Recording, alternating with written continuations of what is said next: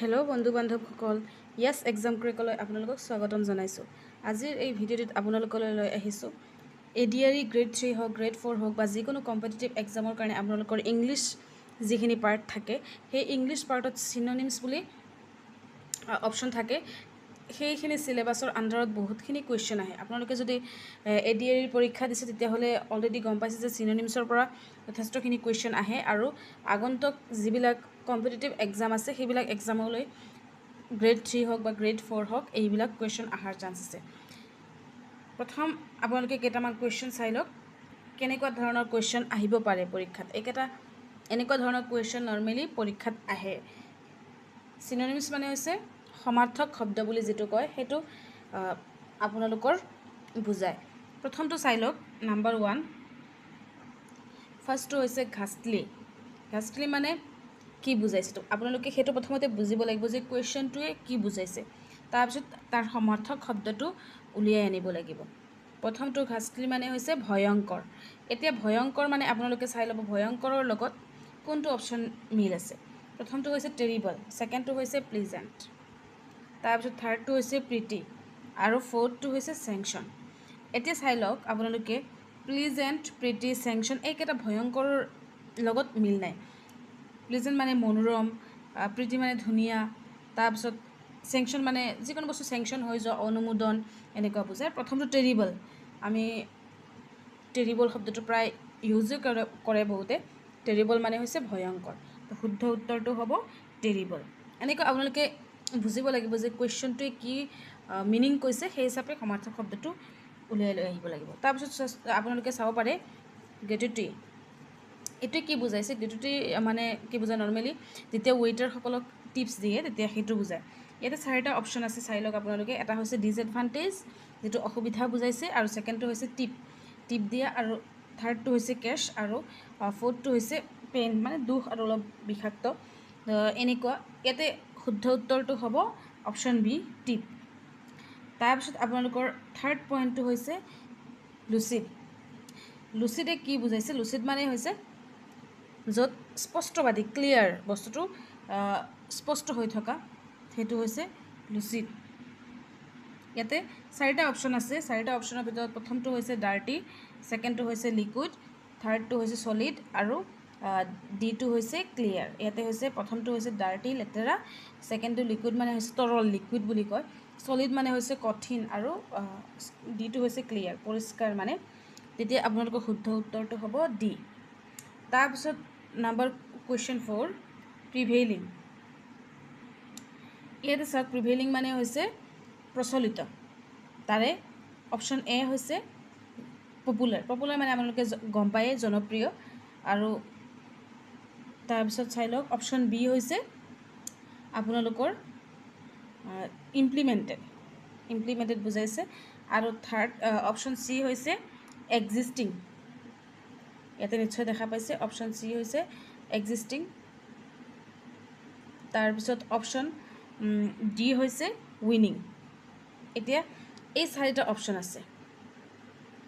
এই 4টা, উইনিং মানে হৈছে বিজয়ী হোৱা, এক্সিষ্টিং মানে হৈছে বিদ্যমান, আৰু ইমপ্লিমেণ্টেড মানে হৈছে আপোনালোকৰ ৰূপায়ণ কৰা, আৰু 1 নম্বৰটো হৈছে আপোনালোকে চাব পাৰে পপুলাৰ, জনপ্ৰিয়। ইয়াতে শুদ্ধ উত্তৰটো হৈছে এক্সিষ্টিং। আপোনালোকে নিশ্চয় দেখা পাইছে, এক্সিষ্টিংটো হৈছে শুদ্ধ উত্তৰ, মানে বিদ্যমান। তাৰপিছত আপোনালোকৰ 5 নম্বৰ কুৱেশ্যনটো হৈছে চেলেঞ্জ। চেলেঞ্জ মানে হৈছে আপোনালোকে চেলেঞ্জটো যদি শুনা পাইছে কেতিয়াবাতে, আমি প্ৰায়ে ব্যৱহাৰ কৰি থাকোঁ চেলেঞ্জ বুলি, প্ৰত্যাহ্বান এনেকুৱা টাইপৰ আৰু চেলেঞ্জটো। সেই হিচাপে আপোনালোকৰ শুদ্ধ উত্তৰ কোনটো হ'ব চাই লওক। ইয়াতে প্ৰথম হৈছে ফিয়াৰ্ছ।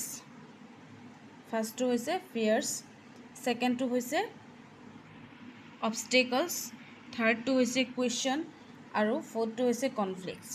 ফিয়াৰ্ছ মানে হৈছে ভয়, আৰু বি নম্বৰটো হৈছে অবষ্টেকলছ মানে বাধা, চি নম্বৰ কুৱেশ্যন মানে হৈছে প্ৰশ্ন কৰা, আৰু কনফ্লিক্টছ মানে হৈছে সমস্যা চলি থকা। তো সমস্যা চলি থকাটো কাৰোবাৰ মাজত কাজিয়া লগাটো কনফ্লিক্টছ, কিন্তু ইয়াতে প্ৰত্যাহ্বানটো হ'ব অবষ্টেকলছ, যিটো মানে বাধাসমূহ আৰু সেইটো বুজায়। অবষ্টেকলছ অপশ্যন বি শুদ্ধ উত্তৰ। তাৰপিছত আপোনালোকৰ নেক্সট কুৱেশ্যনটো হৈছে ছেভিয়াৰ। ছেভিয়াৰ মানে বহুত ক'ৰবাত গুৰুত্বপূৰ্ণভাৱে গুৰুত্বৰ হিচাপে মানে এনেকুৱা হৈ থকা বস্তুটো, যেনেকুৱা ছেভিয়াৰ বহুত বেছি হোৱা এনেকুৱা। ফাৰ্ষ্ট অপশ্যন হৈছে একিউট,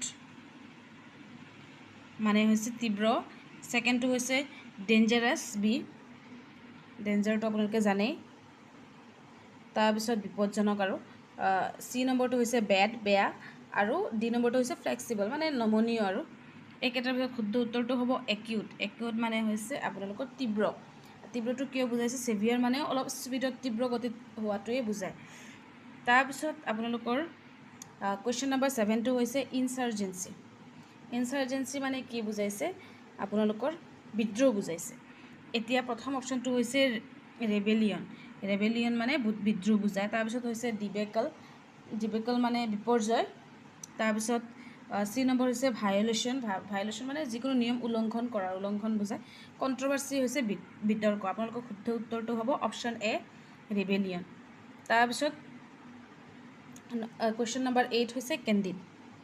কেণ্ডিড, কেণ্ডিডটো চাই লওক। কেণ্ডিডৰ 4টা অপশ্যন আছে। প্ৰথমটো হৈছে এংগাৰ, খং। তাৰপিছতটো হৈছে কনফিডেণ্ট, আত্মবিশ্বাসী। তাৰপিছতটো হৈছে ক্ৰিটিকেল, আপোনালোকে দেখা পাইছে ক্ৰিটিকেল মানে অলপ গুৰুত্বপূৰ্ণ। আৰু তাৰপিছত ডি নম্বৰটো হৈছে আপোনালোকৰ ফ্ৰেংক। ইয়াতে শুদ্ধ উত্তৰটো হ'ব ফ্ৰেংক। তাৰপিছত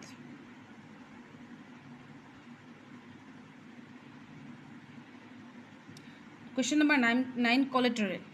কলেটেৰেল কি বুজাইছে? Option A pathetic, option B tiresome, option C magnanimous, আৰু অপশ্যন ডি গেৰাণ্টি। এতিয়া এইকেইটাৰ ভিতৰত অপশ্যন এটো হৈছে, চাই লওক, পেথেটিক। পেথেটিক মানে হৈছে কৰুণ, আৰু টায়াৰছাম হৈছে ক্লান্তিকৰ, অলপ টায়াৰ হৈ যোৱা, ভাগৰুৱা। তাৰপিছত মেগনেনিমাছ হৈছে মহানুভৱ, আৰু তাৰপিছতো হৈছে গেৰাণ্টি। এতিয়া এই শুদ্ধ উত্তৰটো হৈছে মেগনেনিমাছ, মহানুভৱ। এই অনুভৱটো মানে হৈছে কলেটেৰেল। তো এইকেইটা হৈছে আপোনালোকৰ এই চিননিমছ। এনেকুৱা ধৰণৰ চিননিমছ আহিব পাৰে আপোনালোকৰ পৰীক্ষাত।